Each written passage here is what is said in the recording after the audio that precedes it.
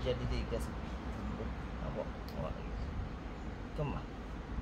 Hai, kau nak kerja di mana? Letak kakinya tahu.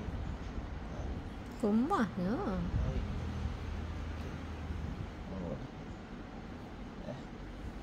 Tergantung pada dia. Kalau nak tadi bel betul tak ada kita. Boleh, ni boleh letak dia. Ya kemah. Pasti tengok kemah tu je. Tak cabut tengok kemah. Dia pun selesa ni. Selesa tengok ni. Tak boleh. Tu kepala dia. Gitu. Boleh betul kepala dia. Sama dah. Tak. Siap. Dah betul.